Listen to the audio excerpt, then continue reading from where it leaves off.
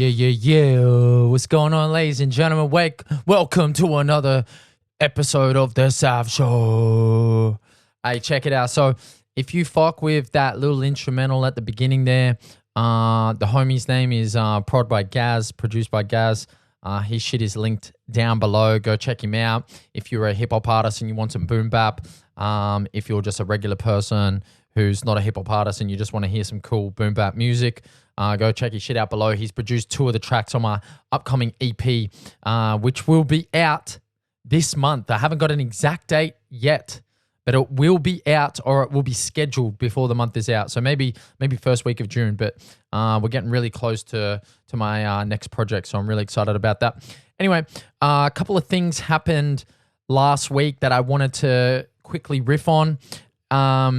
Now we're getting deep into the episodic kind of progression of this podcast. So if you haven't subscribed to the podcast either on YouTube or Apple Podcasts, or if you haven't left a review, some kind of comment, whatever, show me some love. Let me know that I'm doing the right thing, okay?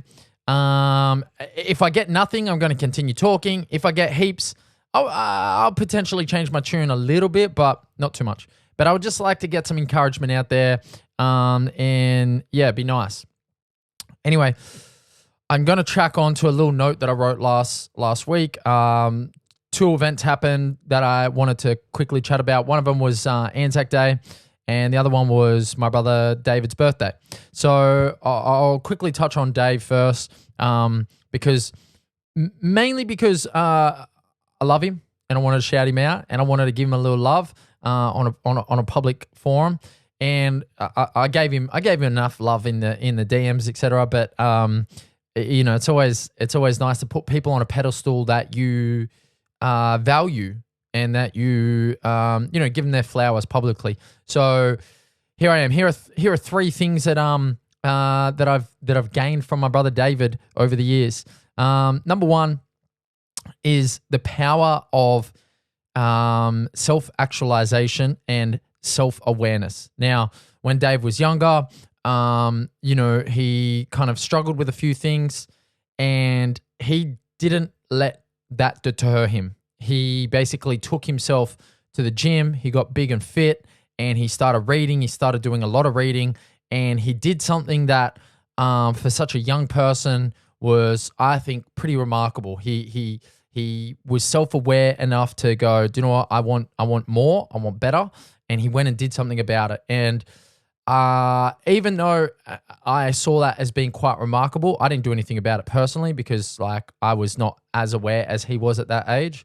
I kind of, continued down my own trajectory, and it hasn't been until much later in life that I've developed my own kind of self-awareness. But it seemed like Dave he developed it quite early. And I don't know where he kind of like got that from, but it was something that I did acknowledge. I just didn't act on it. But I am now kind of like touching on the fact that, man, that kid was ahead of his time as far as like, wanting more and going out and getting it. And, you see a lot of kids these days doing it, like, getting into the gym real early, learning skills early, doing a lot of reading early, like 16, 17-year-olds. You didn't see it much back then. Like, I'm talking 18 how old is he? He's like 32, 33. So, probably like 16 years ago, Dave kind of went ahead and did stuff that not a lot of other people were doing. It was very, very impressive. So that's the first thing. The second thing is the power of knowledge acquisition. So it kind of leans into that first one, but it's something that Dave has always possessed, is this ability to seek out knowledge. He's always had a thirst for knowledge. He's always read really good books. He's always studied like great literature and philosophy and history, and he's always just been super well-read and super knowledgeable. And his ability to distill that and develop this like wisdom and method of operating in the world has always been like very noticeable for at least myself and probably everyone that's ever encountered him and had the privilege of kind of meeting him and hanging out with him. So yeah, just knowledge acquisition and Dave. So let me give you a couple of examples. So David for years was telling me about the power of now. He said, Matt, you got to read this book. It'll be perfect for you. You know, you'll love it. You'll love it. Anyway, as I said, my self-awareness didn't kick in for much longer. So I ignored, you know, some of these kind of hints that he was dropping because I was too concerned with, like, you know, the fast life, doing that dumb shit and, you know, living life how I was living it, on the edge, as you might say. But he said for years, you know, go check the power of now, go check the power of now, go check the power of now. I finally did when I was like maybe 27. I finally picked it up. And it was probably the first book that I ever read from like cover to cover. And it was the first book that like really drew me in and fully like captured my imagination in a way that I had never thought possible.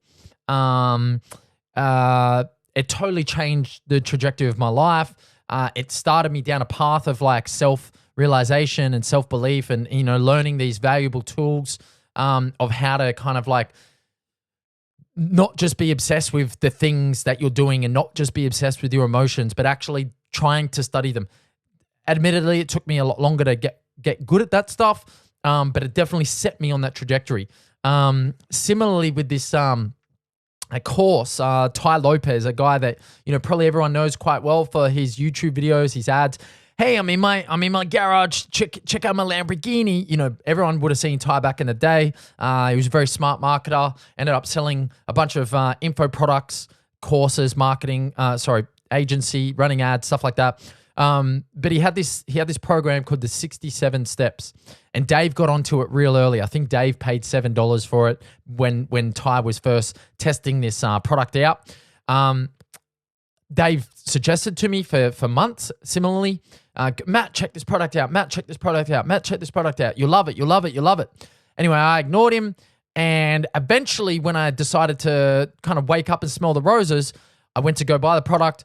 It had now gone up to $67 or something like that. So look, that's my fault. I should have listened to him. I ended up paying like $60 more. However, the same value was there, and that was one of those products and one of those moments that really, again, similar to Power of Now, really just opened my eyes to what is possible. Like got me started getting me to think about things that are now like kind of some of the foundational things and some of the foundational ways that I think about the world and operate within it. They came from Tai Lopez. You know, say whatever you want about Tai. There's a lot of negative shit that, you know, gets heaped on him, and some of it I do tend to agree with, very clickbaity and stuff. But at the end of the day, he provided a product that led me to a place of self-improvement, and David set me onto that. The third one is the power of how to be a man. Now, David is someone that I've seen over many years. He has shown time and time again how to show up in the world as a man, how to roll your sleeves up, how to do the work that's required, how to take, you know, hard knocks on the chin and keep plodding along. Now, you know, I have plenty of other role models in my life who will show me stuff like that, but Dave is one that kind of like stands out. Probably just because of the recency bias. You know, I've seen the way that he toiled away just before his wedding, saving up for the wedding, but also studying full time and working, and, you know, just kind of like managing all these things. Like, really, really gained a lot of respect for the bloke off the back of some of that stuff. So there are three things that I've kind of like been shown by my brother Dave, my little brother Dave, my much bigger little brother Dave. And that's me just kind of giving him his flowers in a public space. The other thing that I wanted to touch on was, and I love you, Dave, by the way. The other thing I wanted to touch on was, it was ANZAC Day last week. Now, I sat down and I wrote this note. So I'm doing a lot of writing at the moment. I'm pretty much trying to write every single day. And the note that I wrote, I'll just read it verbatim because then I can riff off the back of that. Anyway, the note is called The Value of Freedom. And I say, today I get to wake up a free man. No persecution, no racism, no injustice, no violence. I'm so fortunate and oh so grateful for this feeling. Countless human beings sacrifice their lives so that I might wake up with this feeling of lightness and joy, whilst countless more will wake up today feeling the exact opposite. My goal is not to wallow or feel sorry at the helplessness of my situation, but to do something about it. Number 1, accept what is. Number 2, be grateful for what I have. Number 3, make the most of this blessing. Number 4, actively seek to raise the collective consciousness. This is the real value of freedom, and I choose to spend it wisely. Around last week, just maybe it was the day before ANZAC Day or the day after, I'm not sure. I listened to a podcast about some of the stuff that's going on in Sudan at the moment, and the civil war that's kind of breaking out, and just then it got me thinking about what's going on in Ukraine, and just all around the world there's injustice, and there's a great quote at the end of the Macklemore's White Privilege 2 that says, like, injustice anywhere is injustice everywhere. I really believe that. It's hard to sometimes get up out of your own head and to see injustice and be like, and be able to do something practical about it. They're the two things really. It's like, I can't really do anything I can't do anything practical about it. So I just kind of want to feel sad or helpless about it. So I do have that from time to time, and I don't want to be sad or helpless at the fact that I can't really do anything tangible. Yeah, I can donate money, I can donate time, I can do a lot of things, but I can't take some of that pain away. I'll never be able to do that. And I guess this is me just reflecting on my freedom. Like, I have a ton of privilege that I wake up with every single day, and I'm very grateful for all of it. But it also means that I want to do something with that. Like, I don't want to just accept it and live my life like harmoniously, like nothing else is happening in the world. So I choose to be grateful, and I choose to, never, ever, ever complain about what I do have, because I have so fucking much. And then the other thing I choose to do is to take action, and that is by raising the collective consciousness. And what I mean by that is, I'm really big on the idea of converting myself into my own best friend, and as a result, helping other people convert themselves into their own best friends. Because I feel like we live in a world where, at the end of the day, people are hurting, and what they do with that hurt is they project that onto other people. I think most racism, most violence, most acts of violence, they come from this place of lack, this place of fear, and we put that onto other people. We impart that fear and that shame and that anger and aggression, we impart that on to other people, and it translates into racism. It translates into violence against women. It translates into all these horrible things.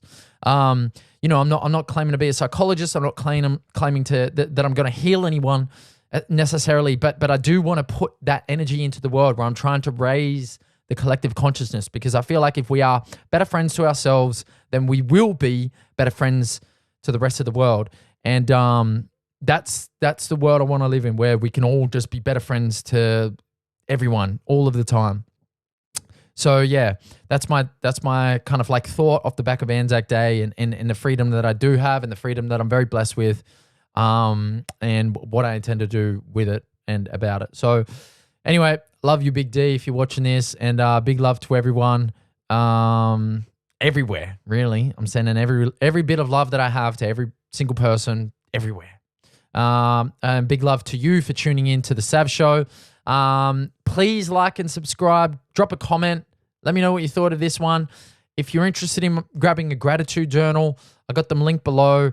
You can pick one up. They're fairly cheap at the moment, so go grab one of them now. Otherwise, I'll catch you next week on the Sav Show. Thanks for tuning in, guys. Peace.